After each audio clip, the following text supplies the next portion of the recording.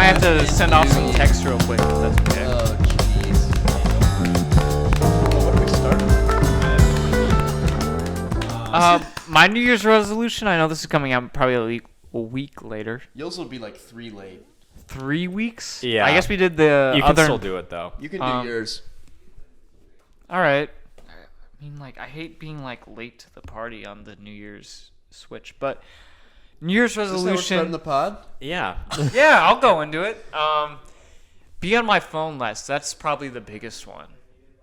I talked about it 2 weeks ago. The last time. Okay, it was like the last time we were virtual, but I was on the pod. Okay. And I talked about having my phone screen time on my phone all the time and how that was embarrassing. Could try to reverse that for sure. I forgot to do the intro. Hello, gonna say- Oh, okay. Hello, I was jumping the gun. Hello, everyone. Welcome back to the Midnight. final. Happy New Year! This is great because it's coming out mid-January. Also, I hear the fireworks coming out, popping off right now. Oh, yeah, you can see them a little bit through the window there. Yeah, You can't see them through the of us window. on set here. Oh, jeez. We're having a great New Year here, team. Yeah, the first. Listener. I'm going to text Max in the other room right now. Happy New Year. This is great. good work, Brett. Hello, everyone. Welcome back to the final episode of the Bad Questions, Worst Answers podcast. Each week, I, Connor, along with my friends Charlie Hey-yo. and Brett, What's up? present a bad question to It's the like others, that. and as a group, we attempt to answer them with the worst answers. Yeah, you killed it. Did great work. Okay, awesome. I'd like to jump in and throw out. We got 3 mics this time, and you'll notice that on last week's episode Yeah. with Max. 3 Hello? mics. No more. No more more of passing this. it off. Yeah. Yeah, no more of that. But unfortunately, fan this is chat the right now. final in-person. This is truly the final in-person episode. We're not pulling For a any while. final episode shenanigans. Yep. Hopefully in the College, summer. baby. We tried to crank them out, and I think the listeners should be appreciative of that. Let's see some likes. Let's see some comments. Let's see some subscriptions Let's here. see some subscriptions, most importantly. Comment in person if you're watching this and it's in person. I'm big on the comments to track listenership. Okay. Yeah. Okay. Uh, Got it. I like how raw this podcast It's is. going to be really raw. We're coming in with no plan. We just want to do the clap into the new year thing, which I we hear did. the fireworks. This is like very, very like organic. Like I'm in the moment for the first time ever. It does feel very in the moment, which I do think it adds another element to the podcast. When you know Yeah. exactly what time it is, great. It'll be interesting, like for the people down the road to hear these 2 episodes and like place themselves back in that moment. I guess. Yeah. That's cool. This is our New Year's. We're spending our New Year's with you, giving you this content before I leave. Sorry. When do you leave? Middle of January. Not for a while. Yeah, for a Damn. while. Does my hair look stupid? Like Mine, I definitely this? looks stupid. We just it filmed looks a raw. short thing that'll This- probably be out by now. Well, and This is a that very is not raw good recording. in that. Yeah. I was wearing this hat and Hat it's, hair. Yeah, I do have a hat hair. And I felt very uncomfortable wearing my hat with the headset, so I just kind of decided to leave it. I really go back and forth on hair. Like there are times where I'm like trying to make it look good and care about it, and then other times where I march out into public knowing, look at my little walking thing. I think like a little it just looks nappiness kind of horrible. plays though. Like having a little like nonchalant, like I'm not preoccupied by my I do hair. just think people really don't care. Like in my head, it's something where like the first thing they see is like Yeah, my. unless it's like overtly face. bad, most of the time like Yeah. you're passable with your hair. But even then, if it's like a little bit off, I will give them the benefit of the doubt, and I'll say that's like a bit of more character than I have. I'm going for the little rigid, I'm gonna push it off to the side like I normally do. But for people that just let it go, like they have a lot more confidence than I do. Yeah, I just it's such a struggle for me because the way I do mine is like up. I think is the best way. 'cause it doesn't really you go have- up. Yeah, it doesn't really have like a good part, and it just looks like stupid. I feel like when I do that, Woo! and so I like up I go because to it's the side. natural. But the problem is like it can come down and I won't notice it, or like half can come down, or once it's too long, it just like mats over my head horribly. I think Kinda having like a it little was in bit the of last randomness episodes. makes it more organic, makes it more natural. I'm banking on that, banking big on that. Cash those checks, baby. Yep. Yeah, well, now that I'm growing, I have been growing my hair out since August. I have no idea what to do with it. Let it ride.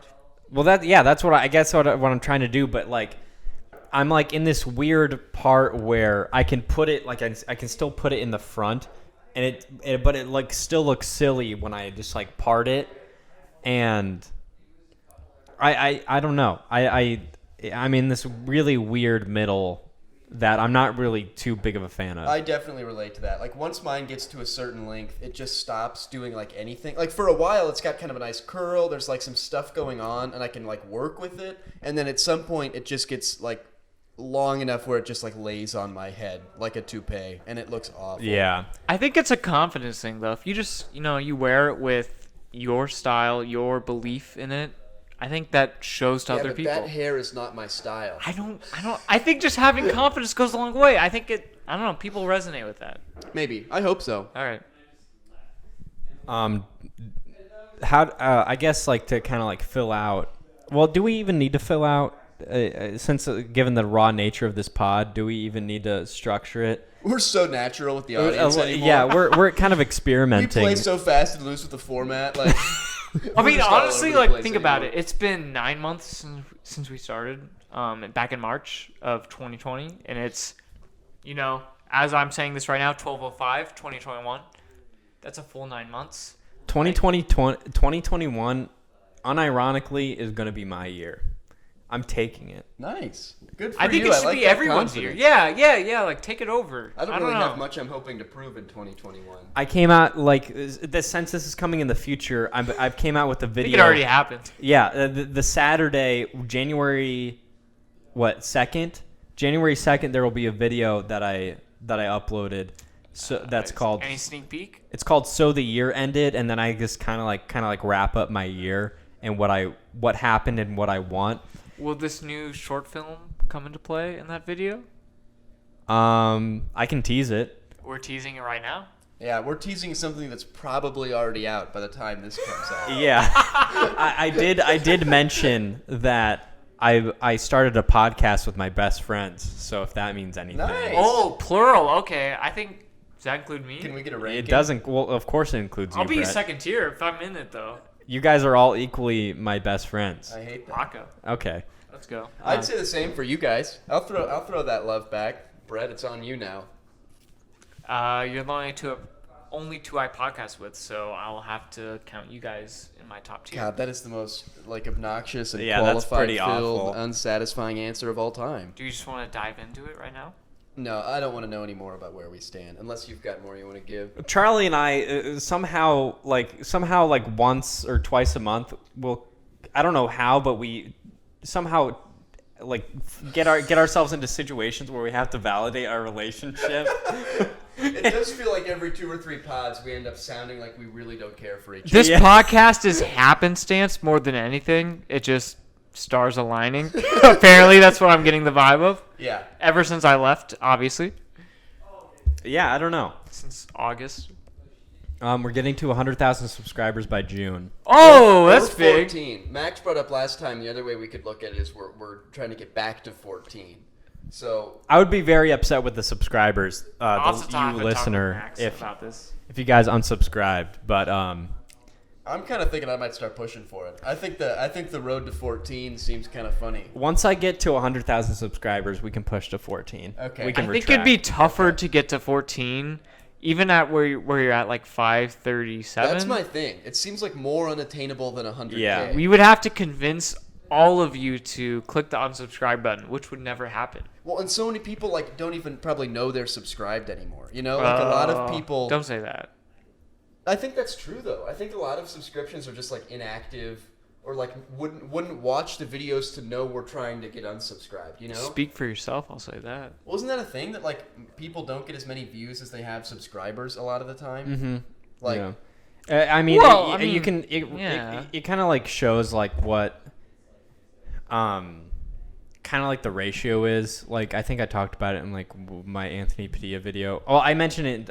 It's basically a reason to subscribe. Be like, hey guys, like 60% of you who watch my videos like aren't subscribed. So like just like do it. Like yeah, I don't know. It's interesting how that ratio works, where the subscription to viewer rate is.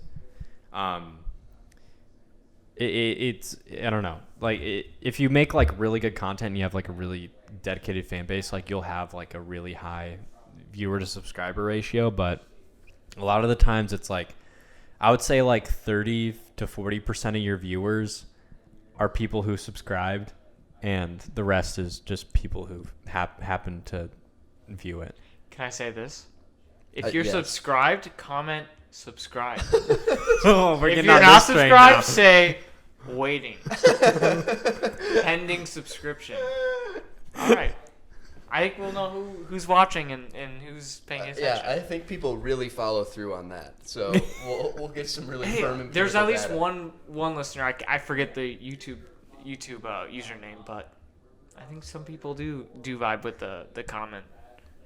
I hope so. I think they do. I'm hoping they do. And I don't want to encourage anyone to unsubscribe. I'm hoping to retire by 25 from this pod alone. So Well, yeah, my unironic trajectory and the big things that I think are coming, we'll probably be able to do that by 25. The Patreon money alone is. Have you launched it yet? I want to just to see like how it works. yeah, we got to get the Patreon up. So we We've can got get that content. third of the cut of the revenue cut. that's- Yeah. Yeah. I'm gonna fight for my BQWA Patreon cut. You'll get a Founders hat, fee, baby. Let's go. Let's talk about what. Okay, in the future when this has taken off and we are successful, what kind of diva problems are we gonna have? Like, do you think there's gonna be? I think about that a lot. I don't think we're gonna get the third of the cut that we deserve. Like, we're gonna make a highlights channel, and I take all of the highlights, and you guys get none of the highlights. But if we get like a third of the regular channel, I think that's decently fair. I don't know. This is a base point. Well, I guess Like, that I was just like wonder what agreements we'd commit to now. Like if like because there's gonna be like the pre-success, maybe like 50K subscribers. Where Yeah. there's like money coming in, and we make initial agreements. it's like enough to pay half of your rent, maybe. Yeah, Like, and then down the road it'll be you're getting bigger, the money's bigger. Like we're gonna get pulled apart. We're gonna become like problematic for each other. Yeah. I'm loving it all. yeah, we'll have the humblest beginnings, and then we'll just crash and burn in like 4 or 5 years, and then we'll be dormant for maybe a decade. And then there'll be the comeback tour. yeah, It'll be we'll make a comeback. Yeah. We'll be like My Chem. It'll be the Eagles, a band that Brett loves a great deal, with the Hell Freezes Over tour Fuck that they the just Eagles. kept doing. Okay, so with all that said, it's already 12. What? 12? We've been here for like 15 minutes. Let's get into it. What questions do you have today? My question, Brett, I also love how you handled that. Great transition work, Yeah, Brett. I love that. And what Max we're is known looking for. not at peak form right now. He was on we last have week's camera. episode, we have Friend some. of the show last week's guest. tiptoeing around, making sure he doesn't make a noise. Yeah, we're doing great. My 12, question 13? for today's episode is: would you be able to write a book? All right, so like most questions we have on this podcast, we need to have some clarifying, distinguishing We know features that of Brett this likes question. the ground rules. Yes. Never wants to paint out What by is the book line. about? Is it an autobiography? Is it a story? I think it's a story that you wrote like by hand. You typed it all out, and So a work of largely fiction. yeah. Well, I mean, I don't know. That could be autobiography territory. I don't think I could write an autobiography. I wouldn't remember enough of my life, and my life isn't interesting enough to... I'm with you on that with the not having enough content with your life to bring it to Someday I'd like publish. to be able to. I think a good life goal is being able to say someday I'd like to be able to write an autobiography that someone would care about. You I know? once heard that a life goal was to have the most interesting Wikipedia page of all time. I think that's pretty interesting. I feel like that could be a bad life goal. I think that could lead you down some really bad paths. But it'd be interesting. It'd be good storytelling, which I think is important. That's almost a great pod question. It's like what sorts of things do you need to get the most interesting Wikipedia article out there? But anyway, that we'll deal with a separate time. Yeah, I'll write that down we'll- after the pod. And we'll get to that and So later. what are I your forget thoughts, it. Connor, first off? Yeah, do you think you could write a book? I think it'd be a lot of fun to try. I love to write and I love to read. What inspired this question in the first place? I'm on the 3rd Game of Thrones book, A Storm of Swords. George R.R. Martin. Yeah, man, George R.R. Martin is horny as hell. He is this is the 3rd book is probably the horniest book of all. And it's funny because in the show, it's probably that's when it starts getting less horny. Like George R.R. Martin is writing about how Daenerys is like, I don't want to get too explicit, but Who reads the Remember, books? this is a family show. I read the books, and they're great. I don't know. I was just reading that, and I was like, how horny is George R.R. Martin? He's also an author by trade, I think. Yeah. Whereas like we are like normal people who would enter the authorship. Creatives. We're creatives. Creatives who By trade. would enter Yes, the we're creatives. the We're publishing space. misunderstood creatives. Is there an understood creative though? No. No. Like, okay, so let's say you're writing a book. You'd have to have yourself writing most of it, right? I don't even think with a ghostwriter. You'd still have to have enough ideation. Yeah, it's your thoughts and like ideas. I just don't think I have that bandwidth in me right now to dedicate that much time and effort to writing a book, but Yeah, it would probably take me like 4 months just to kind of get somewhat of a semblance of an idea. and it would be fiction. So that's what I'm hearing. I think Yeah. about like movie plots a lot, and like trying to write movies, and like I have a bunch of Google Docs with like half-baked ideas, Yeah, and like random like character thoughts or, Me too. or scenes and that kind of thing. Like, remember when I pitched that like screenplay like movie a year ago? The train whistle one. Or whatever Yeah. it was called. Yeah. I don't know. Like, I don't know how to feel about it now. Like looking back over it, but like it took me like 4 months to kind of like get like a real solid good idea that I thought. Yeah. But yeah, imagining that for like like a 400, 300 page. That's my thing. It's Work like a of- movie seems so much more attainable compared to a Yeah. book. Like the detail and plot complexity you need for a book to work. Yeah, because so much in a movie is like, I forget who said it, but like cause I watched Mank and there was like this quote where you watch a movie. Did you see Mank? Yeah. What do you think of it? I have zero clue what you're talking about. I thought it was right boring. now. It's David Fincher's new movie that came It's out. about the on dude Netflix. who wrote Citizen Kane. Yeah. What else did David Fincher do? Fight Club, Zodiac, Okay. Gone Zodiac Girl. was way too long. I love Zodiac. Gone I Girl love or Gone with the Zodiac. Wind? Gone Girl. It was okay. Like Ben We're getting a Affleck lot was of, like, okay. Split second. Like I agree though. I didn't love. I don't know. Gone Girl. Emily Ratajkowski was in it. Like cool, right? Really? Yeah. Yeah, she was the high school love interest. Yeah. She was just kind of like there to like. She didn't really have much development. He's done some David. more, like, no. unique Wait. Stuff. Never mind.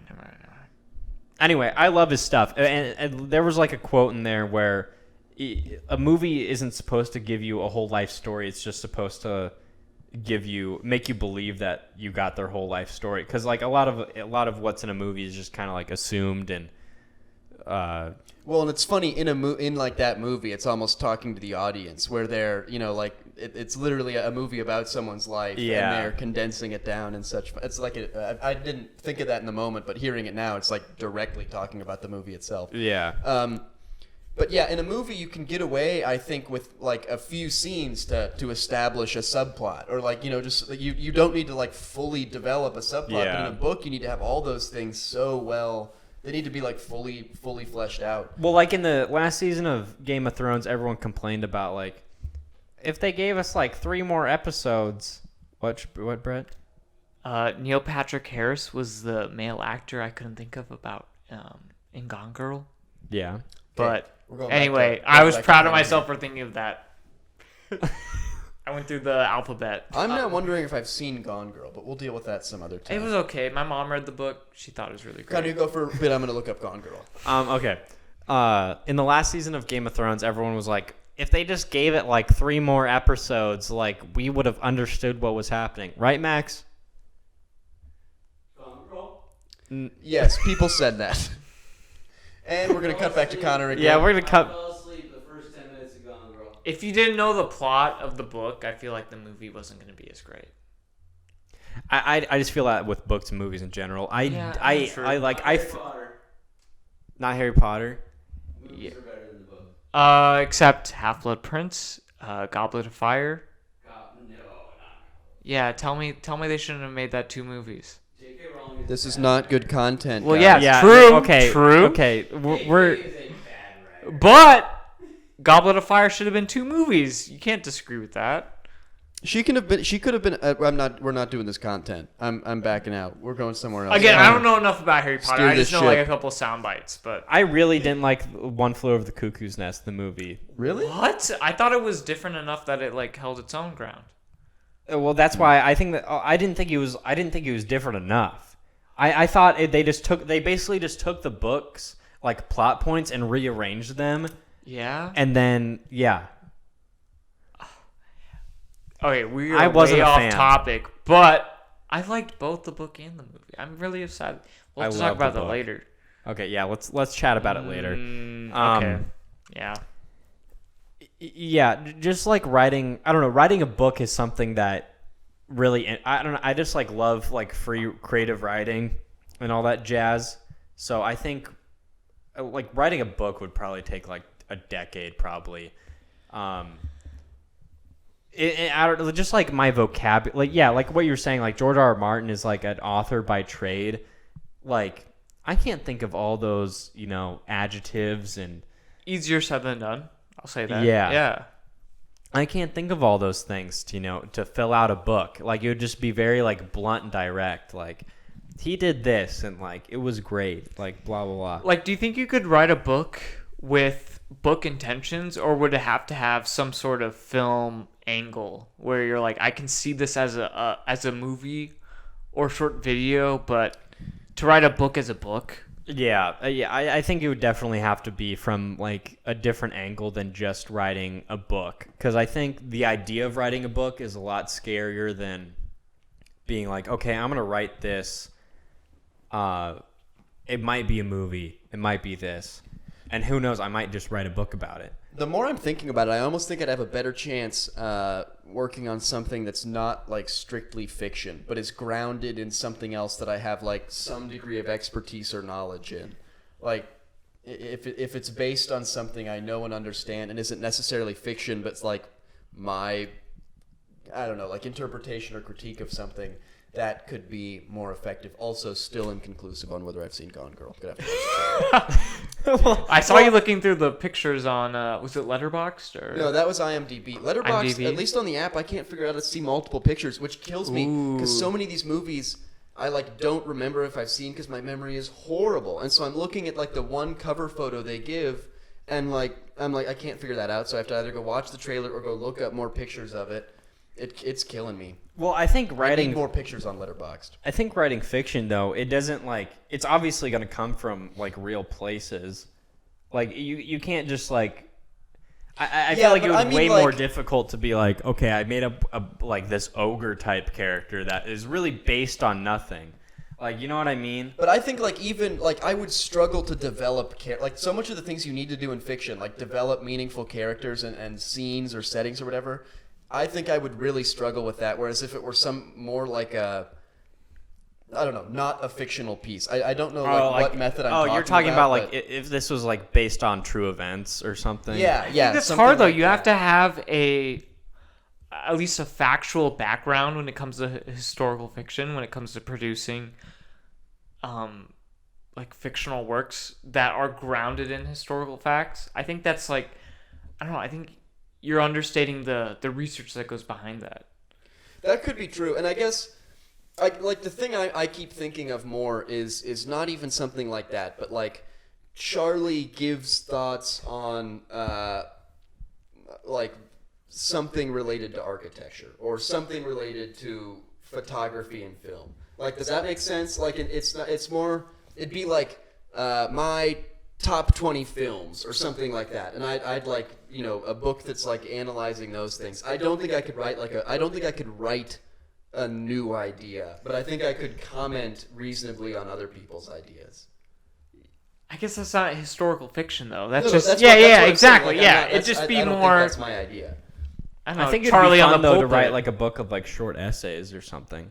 I mean, I could be into that. Short stories. Yeah. I David love a good Foster short that Wallace would be did that. fun. Was notorious for writing literature on that. Who's David Foster Wallace again? He wrote Infinite Jest. And then killed Oh, himself. okay. There's He a good did. movie about Wait, it he killed that that himself? I should add to my letterbox. Wait, what's it called? Who's that guy that played It's Jason Segel and No. Mark. Not Mark Jesse Wahlberg. Eisenberg? Yeah, was in it. Jesse Eisenberg. Yeah, Yeah, thank At the you. end of the line, maybe. I think I forget. it was it was like a biopic about him. I don't know a ton about David Foster Wallace, but I just know he was like, we're getting too ironic.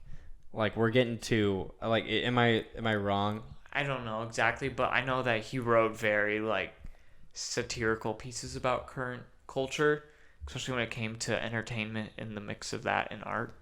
Yeah, I know he had like some critiques about like TV or like television, just like the effect it had on us or something. I forget. A supposedly The fun end of thing the I know. tour. Oh, yep. Which Yeah. I'm adding to my watched list on Letterboxd.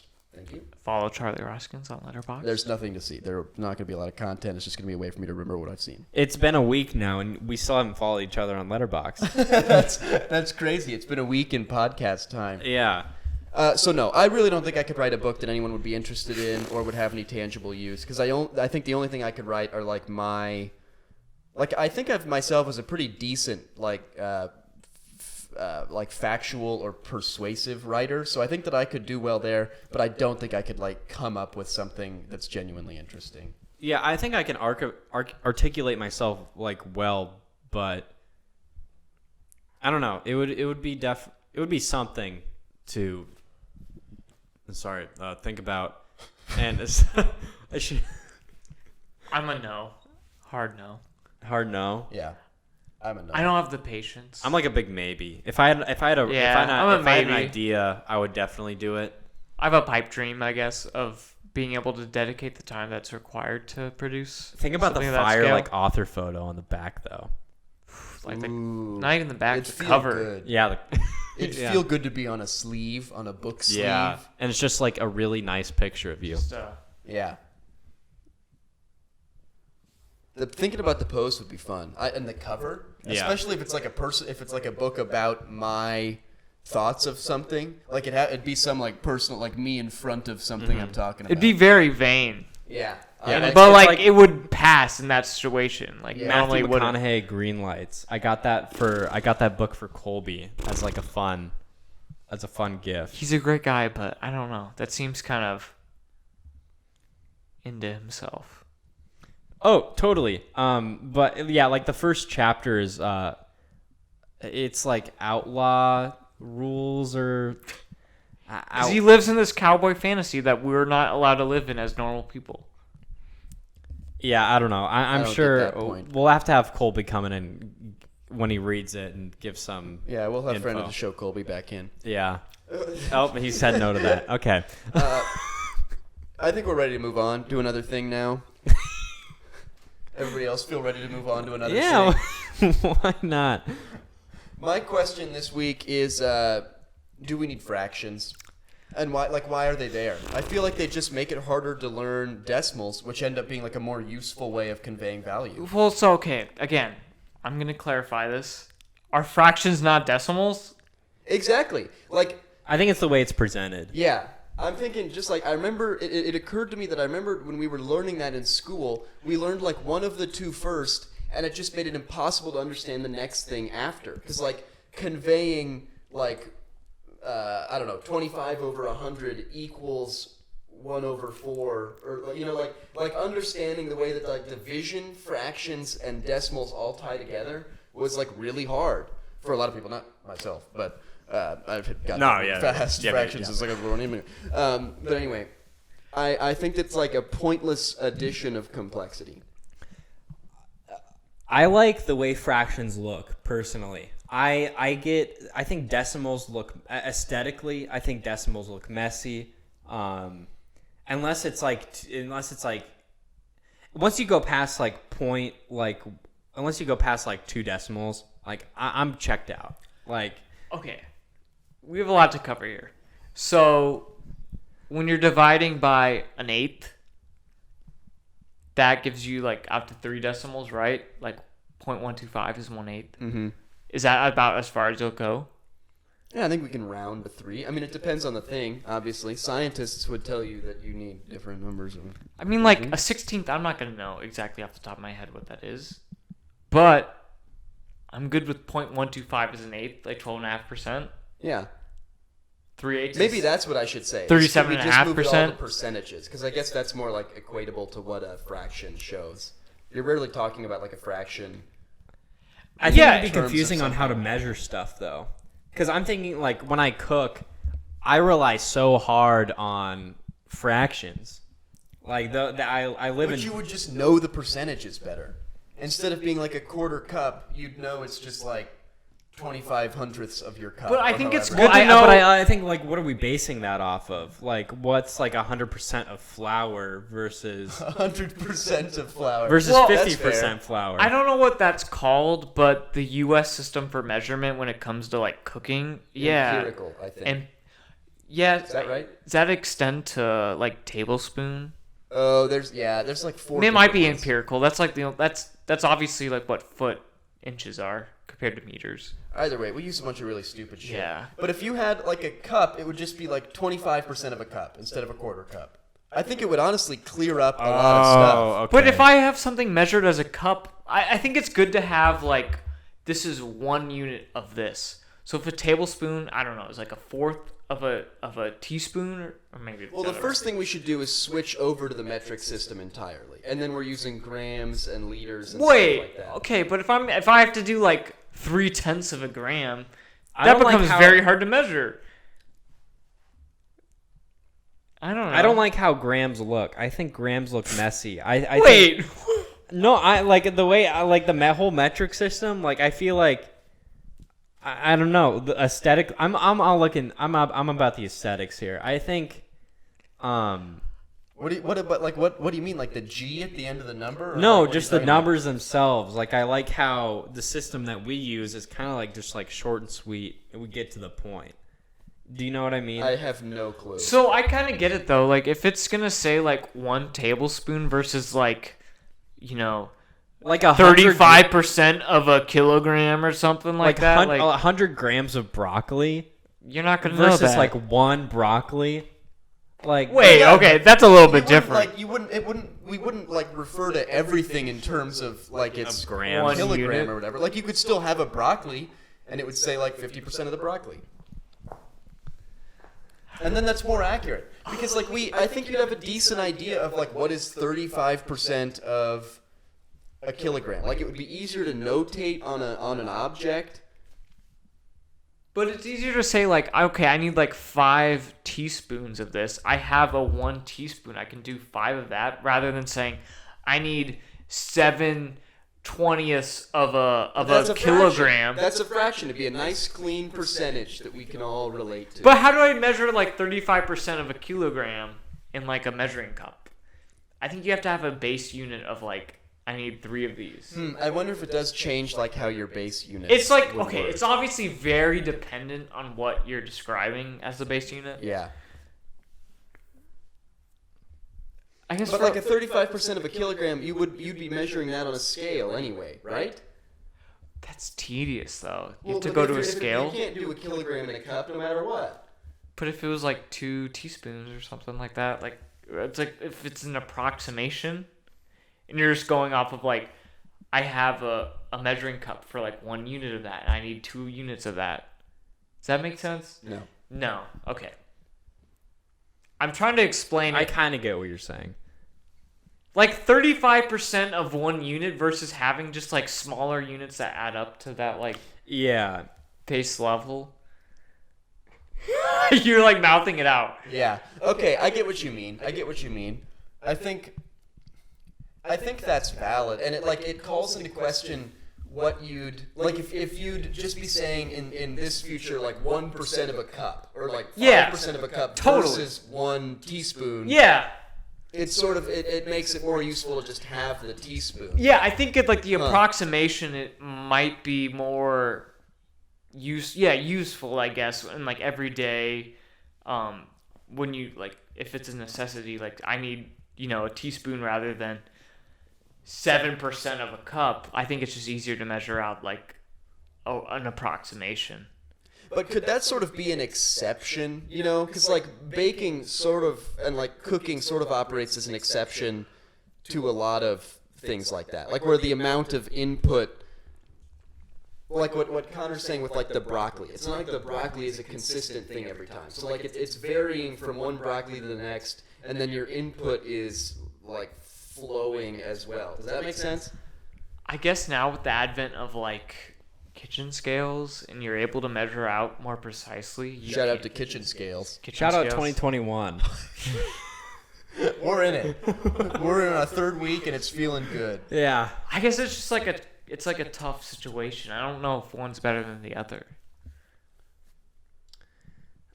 I'm kind of coming around. I'm coming around that I think it's fair. I think learning them was pointlessly complicated. Do you guys remember that? Maybe it was just like my... I don't know if I learned education. like the baking sort of conversion scale of tablespoons to teaspoons to Oh, it's cups. it's dumb. No, and that's because Well, yeah, it's like But I mean, I'm talking inherently like dumb. fractions again. I'm saying like I think it makes it really hard to learn quantitative terminology to have both those things, like percentages, decimals, and then like division laid out and fractions. I'll agree. Well, Because I remember people being like, "Is this division or is it a fraction?" Because it's like it's also okay. like broad at the time. And maybe that's just like you have to be stupid for a bit before we figure out like what that all is. Well, I feel like it's pretty easy to like differentiate when you.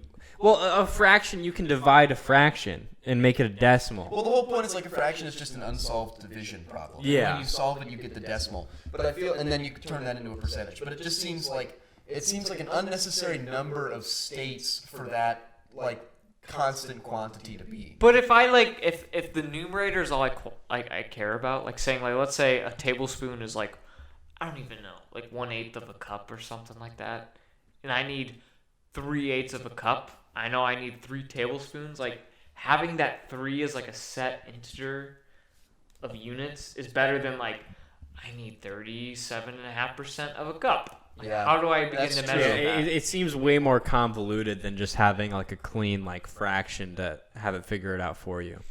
I'm just saying, I don't think in that future you need to get rid of teaspoons and tablespoons. I feel like you still have the same like base units of stuff. It's just instead of saying like quarter, when people say a quarter cup, like that's super common. Instead of being a quarter cup, it'd be 25% of a cup. And you could standardize that across all different things. So instead of having a number of deals where when you talk about it, you do talk about it in terms of percentages. Like you don't say like that player's shooting a quarter right now.